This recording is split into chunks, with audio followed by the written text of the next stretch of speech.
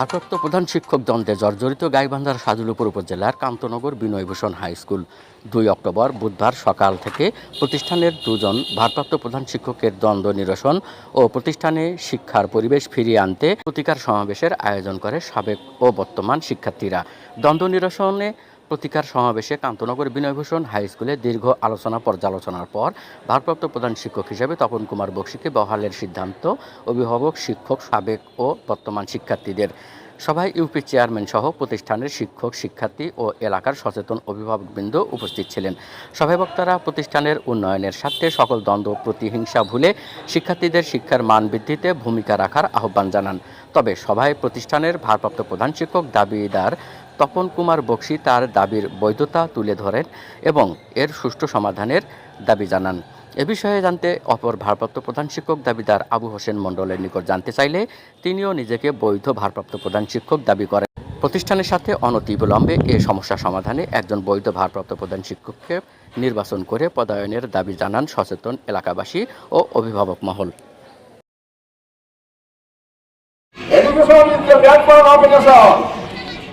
No nation can be followed without education. But a good student and a good teacher are the main equipment to prosper the education and to prosper the country. বেতন যেটা আছে পরীক্ষা সহ লক্ষ লক্ষ টাকা income হয়।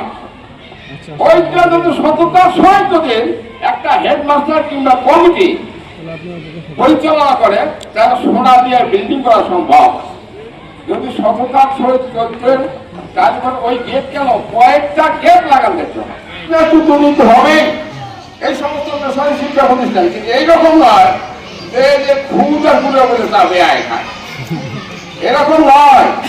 কমিটির স্বভাব সিদ্ধান্ত গ্রহণ করবো সুনির্দিষ্ট মতামত সহ মন্ত্রণালয় প্ল্যান করবেন এবং মন্ত্রণালয় অনুমোদন পূর্বক শিক্ষক কর্মচারী বেতন ভাতা দিয়ে সরকারি অর্থ ছাড় করা যাবে।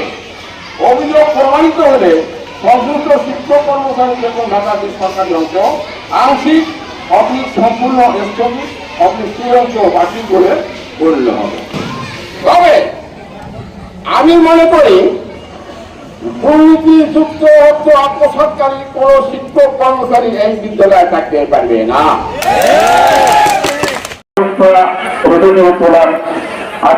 সম্পন্নতার বিপরীত আমি উত্তরের সমস্যার কথা গার্জিয়ানের সামনে তুলে ধরতো, ঠিক না? ঠিক আছে।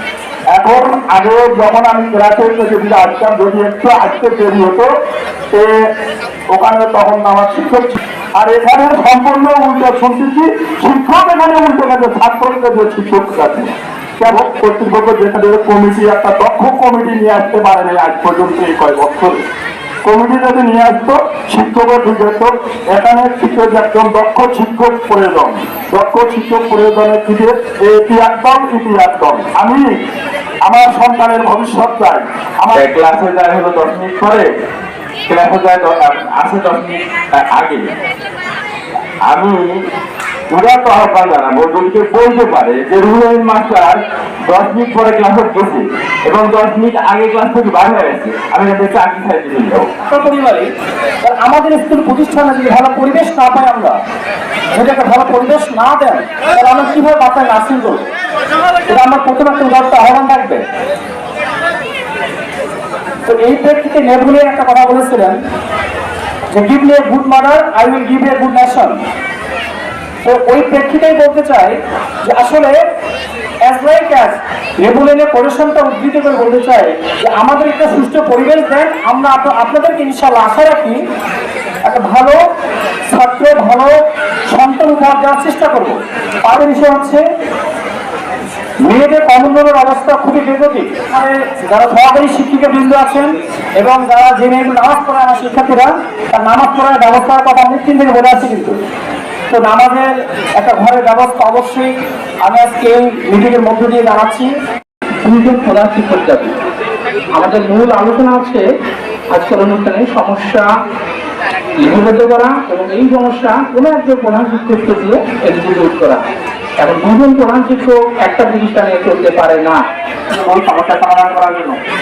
এরপরে যত সমস্যা হবে আমরা স্কুল গার্ডিয়ান মিটিং কল করতে পারি বা গার্ডিয়ান সমাবেশ হয়, আমি সেই আহ্বান জানাচ্ছি।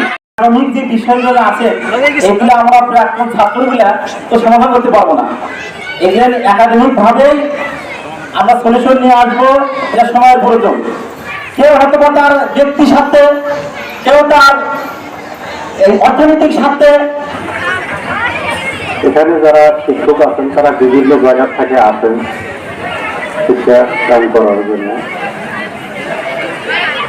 আমরা যারা পরিচালক, আমরা যদি ভুল পরিচালনা করি তারা সঠিকভাবে কিভাবে চলছে আমি তো বলবো না, আমি বলবো সঠিক কোনটা সমাধান করার চেষ্টা করবেন।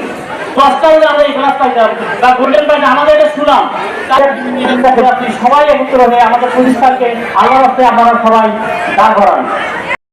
সহকারী প্রধান শিক্ষক যেমন আবু হোসেন মন্ডল সাহেব একটা সভা অজান্তে একটা কমিটি করেন, সেই কমিটির বিরুদ্ধে একটা অভিযোগ হয়। এখানে কমিটিটা এমনভাবে করেন কোনো প্রসিডিউর মানা হয়নি, কোনো সেই কমিটির অভিযোগের প্রেক্ষিতে বোর্ড কমিটি ভেঙে দেয়, যে এরকম একটা সমস্যার একদিন না একদিন সৃষ্টি হবে। সে কারণে কিন্তু আমি দায়িত্ব গ্রহণে প্রথমে অনীহা করি, আর কি ইউনো সাহেবের কাছে বেতনের জন্য আবেদন করি, বেতন প্রদান করি। কিন্তু ওনারা তখন ওই যে কমিটি, অস্তিত্বহীন কমিটি, ওটা ওনারা বিভিন্ন কেস টেস সহকারে ওখানে উপস্থাপন করেন। ফলে 30/7/2024 আমাদের এই কমিটির মেয়াদ শেষ হয়ে যায়। আমার মানে সর্বশেষ যে বেতনটা, এটা মানে আমার বেতনটা দিয়ে দিচ্ছে, এটা নিয়ে অনেকটা ইয়ে ছিল। তারপরেও যেহেতু হয়ে করছে, তারপরে বেতনটা ওনাকে দেওয়া হচ্ছে। 30/5/2024 তারিখে উনি একটা আবার ডিসি থেকে অর্ডার করেন। ওনার ডিসি সাহেব যে চিঠিটা দেন, এটা সভাপতি বরাবরে দেন। শেখ নাসির, নিউজ ডেস্ক, সারা বাংলা সংবাদ, ঢাকা।